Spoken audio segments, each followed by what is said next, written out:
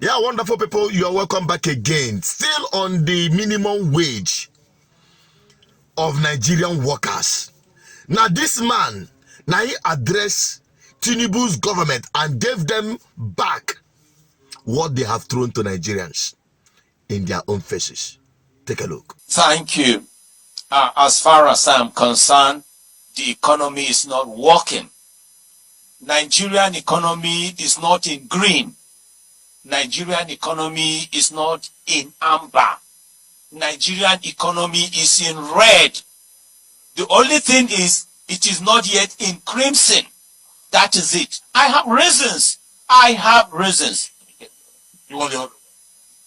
In a country where the monthly minimum wage of a citizen cannot buy a 50 kg bag of rice, that economy is in trouble. In a country where the minimum wage of citizens cannot buy a 50-liter diesel jerrycan of diesel, quote me that country is in trouble. So we are living in a country where the variables are wrong.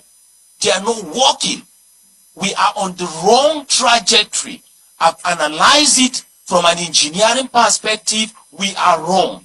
I analyze it as a chartered accountant. We are wrong. I've analyzed it as a tax practitioner and a chartered tax analyst. Nigeria is on the wrong track. And we are talking about media moderation now. You are seeing a country where strategic industrial sectors are collapsing. Strategic domestic sectors are collapsing. Strategic commercial sectors are collapsing, and somebody will tell me the economy is working. The economy is not working. Okay. And we better get it right. You're talking about you're talking about a country where between 1965 and 1989, the then generation of leaders that we felt were illiterate conceived the idea of having at least 4 refineries. As a practicing petroleum engineer and a gas engineer from 1990 to now 2024, you're talking about 34 good years. The generation of leaders that we have didn't deem it fit to maintain what they inherited. They didn't deem it fit to construct a single refinery. Do you expect anybody to tell you that we're going to run into energy crisis? You don't need anybody to tell you that we're going to run into energy crisis. Look at the institutional investors that are in Nigeria, especially the multinational companies. They are running away because of business climate hostilities. And somebody will tell me, with my engineering knowledge, with my accounting knowledge, that they are divesting. You can't tell me that. They are not divesting. They are running away because we are experiencing business climate hostilities. It is only in Nigeria that you see people you call leaders, and they cannot tell you the difference between commercialization, privatization, liberalization, or even deregulation. This is the country we belong to. Okay. But so it's not working. Good. I saw the faces of both the Gandujes and the Gandolas and the rest of them in that very conference. I don't know what they are doing or gathered themselves to discuss when Nigerians are dying in penury. He gave it to them back to back. And that is the truth. But what I expect is moving from words to action, to put action into the word, to put work into the words, not just talking and talking like an activist. Yes, if you say you are an activist, put action into it, not just talking. You have the platform, you have the support of the people. They are tired, they are sick and tired of being slaves in their country. You can imagine 48,000 naira, 48,000. Whereas these guys are giving themselves maximum wage, but the real workers are collecting minimum wage that cannot even wage their hunger. Giving them take home that cannot take them home. In this dispensation, Me, ordinary me, no wife, no children. The minimum I spend every day on gas, on the various minimum that I don't want to spend anything. Pata 25,000 naira.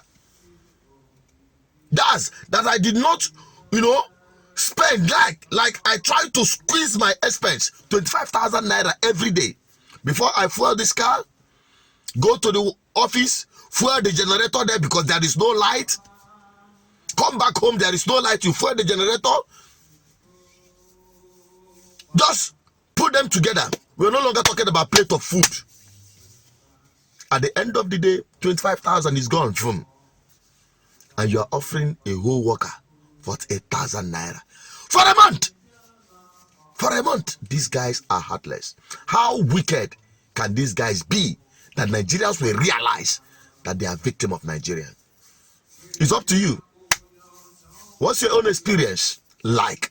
Drop it on the comment section. If you believe that the Nigerian organized unions should stand up, in fact, you don't even need to wait for them.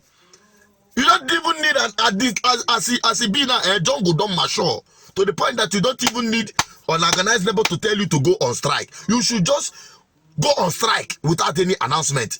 As a worker, if I'm working for public or whatever, I will not go to work. No, will I trek to work?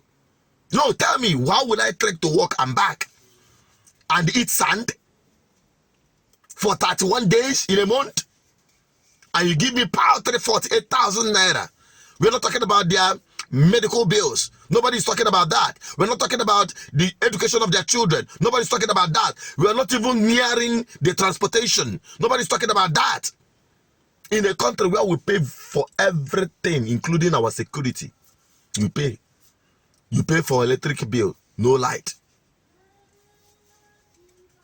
You pay for school fees, they go on strike. You go to hospital, no drugs. Doctors don't chaka.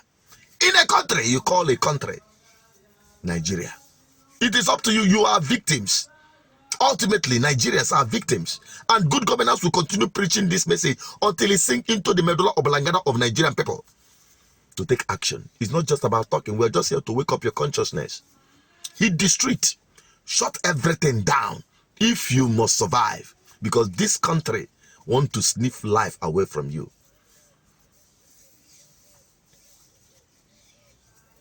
The living wage is sniffing life away from the living in Nigeria. And that is the situation we are into. What's your take on this? Drop it on the comment section. Help me share this video and wake up the consciousness of Nigerian people to do the needful. I'm also Tinubu Peters, the advocate for good governance. Don't forget to subscribe for more. Bye-bye for now.